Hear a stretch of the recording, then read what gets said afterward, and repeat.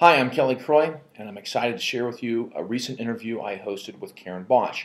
Karen is an amazing educator in Southfield, Michigan, whose work has literally impacted global education. I'm excited for you to hear what Karen has to say, and even more excited for you to hear the passion and enthusiasm in which she says it. She's been using technology in her classroom for over 20 years as both a classroom instructor and a technology instructor. After listening to her, I believe you'll really want to create a culture of innovation in your classroom, your school, and your district. She's an Apple Distinguished Educator Class of 2007. She's one of the early pioneers of podcasting. She brings a lot of technology to her classroom, including the work with iOS devices such as the iPad and iPod Touch. And I know after hearing this interview, there's going to be a lot of takeaways for you. There were for me. I invited Karen to the interview not just for her vast knowledge, but her passion. When you listen to her speak, you'll really want to go out and do some great things in your classroom as well. I'm working with an amazing group of global educators, Apple Distinguished Educators, on an upcoming iTunes University project involving creating a culture of innovation in your classroom. And I believe one of the first things we need to do is to create a presence on the internet, a website, for our classroom, for our students, for our schools. And one of the easiest ways to do that is with a WordPress or similar site. And I've asked some questions with Karen about WordPress and about creating this culture of innovation. So let's hear what Karen has to say. Thank you. Yeah, my blog kind of has several different purposes. My main audience probably is my students. I think it's really important for students nowadays. They spend so much time online, and so I want them to be able to have a place where they can connect both school and online with their learning. So that's kind of where the blog started, and I did that when I taught 5th grade 3 years ago, and now that's carried over into what I've done the past 2 years with in technology. So I like to share, first of all, students at work and show what they're doing. Okay. I like to share their work and let them have a chance to be authors or share their creations with an audience. I also think it is the world's greatest PR piece for teachers if they've got a good blog. Parents love seeing kids in action, and they will go to the blog to find out what's going on, particularly if you keep it fresh and you have good stuff there. And then I like it as a place where you can touch and connect with your kids with learning. Links that they can go to, both home and at school. Having it a place where you can embed things like surveys for them to take. I like them to use the commenting feature and learn how to use that so that they can leave comments about activities that we've done or respond to questions. I think it's a great place for students to self-reflection on the learning process. So think about what you did that was good, what you could improve. And also I like them to give feedback to me on ways that I can improve the process. And then as a sidelight, it's just a great place to share what you're authentically doing with other educators. How many years did you say you've been using a blog? Probably about 4. I started out with EduBlogs, using the free version.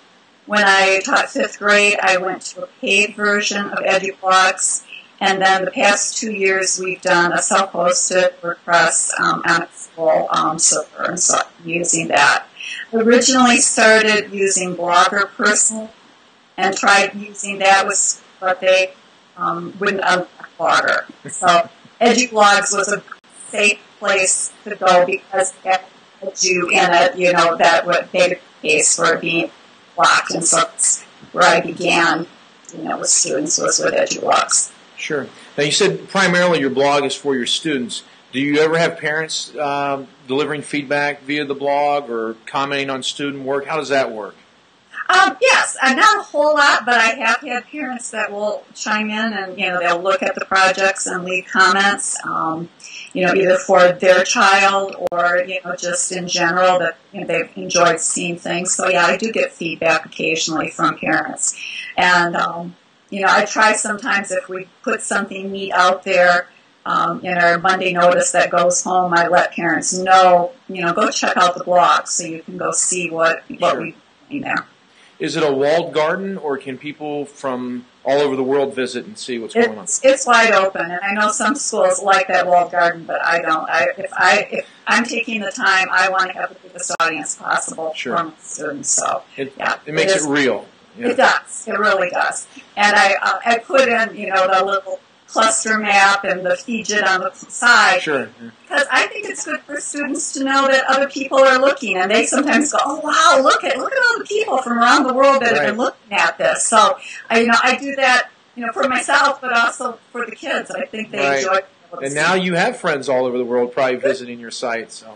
Yeah, and every once in a while we'll even get a iPad app developer will comment back that they like their project, and that just makes students feel good, like, oh yeah, we did do a good job on that. So I do like that. That's great. Just a follow up with that, our school has a release that we have to send home as far as pictures and names. Do you do something like that? Do you use the student's first and last name or pictures, or are there any precautions that we should take like that, or just check with your school? I think every school has their own policy. For a while we had a separate form, and now we just I'm in a private school, so that just is rolled into their re-enrollment. We have a policy, at least, and it's followed pretty closely in elementary, that we don't put student last names and we don't put their names next to their own personal photos. Right. For that, for private. But you'll take action shots and things like that. Yeah. Okay, super. So keep going on. I'm working on an iTunes project with some amazing Apple Distinguished Educators. I got a guy in South Korea, Pennsylvania, California. I'm so excited. And our big topic is about how to create a culture of innovation within your school. And one of the areas that I'm focusing on addressing is what I believe is having the importance of having a web presence, a website for the classroom, for the students, just like you said. Can you address that for a minute? Creating a website to create a culture of innovation for your school. How does it do that? Does it inspire others? What sort of benefits does it provide? Because our students are online so much of the time, it provides them with a space that links their learning, and you can link that with an online space that can connect both at school and at home.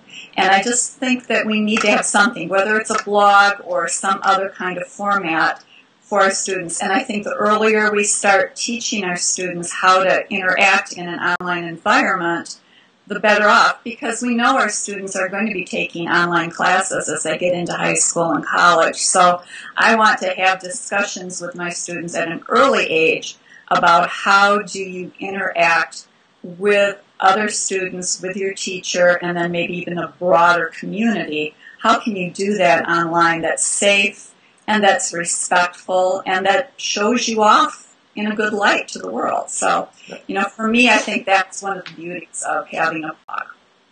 That's a great point, because we really do expect students to have web etiquette and good communication skills, but very few teachers or schools are taking the time to teach them.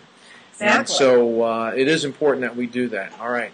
Why WordPress? Why did you choose WordPress? And tell me your thoughts a little bit about that. WordPress was the choice because Blogger was blocked, so I went with WordPress, starting out with EduBlogger first, and now we have the self-hosted blogs at our WordPress blogs. I like both Blogger and WordPress are fairly easy. I think they're easy to get started with. The one thing I don't like about WordPress, I get a ton of spam comments, and I've set up something called a Kismet that's supposed to block that, but recently that doesn't even seem to be doing the job. So I was just about to suggest that. Yeah, okay. That's one of the disadvantages. I don't seem to get the spam on Blogger that I do with WordPress, and I'm not quite sure why that is. But you feel it's easy, and any teacher that's interested in having a web presence, that'd be a good alternative? Yes, and I do have a secret weapon that I think makes it extra easy, and that is the WordPress app on either your phone or an iPod or an iPad. I started out doing it on my iPhone when I taught 5th grade. And from day one, I just whipped my phone out, took a few pictures, and would type in a title, boom, boom, boom, boom. And within a few minutes, I would have a blog post showing the kids in action. And I even did it. We took our an overnight trip to Chicago. And so I used my phone to blog the entire trip. And the parents checked in every couple hours. They could see exactly where their kids were, what we were doing. The parents left a lot of comments on that. They just thought that was sure. So you're mobile blogging even. You're not just blogging, you're out on the road blogging. Exactly. And last year all of our elementary teachers, we gave them an iPod Touch. And one of the beauties of that is, again, they can use that in their classroom and they can just open up the WordPress app, type a title, take a few pictures and hit boom, and it's live. And so it doesn't have to be a huge time investment if you have an app like that, especially if you're doing something that you just want to feature what the kids are doing or just want to snap a few pictures of their work. You can do it in 5 minutes, literally. So I love that. One thing that I haven't tried that I think if I were back in the classroom now that I've got iPads is I would assign a job for a student to be the blogger of the day or the week and give them an iPad and say, you take pictures today. At the end of the day, you write a couple sentences talking about what we did, and I would turn the job over to them. I think this year I've got a little more flexibility in my schedule that I'd like to try that with some of my students in some of my technology classes as well, letting them take over that job. And that makes it even easier for you because their work you just need to, edit or do whatever you want and then push the publish button. So absolutely. Well, you answered my next question. I was going to ask you to address the teacher who says, I don't have time. But you've proven that it's quick or assign a student. Great tips. Yeah. What options or additions would you suggest? What content should a teacher have on there? What should they consider to post? I would say, first of all, students love seeing their pictures.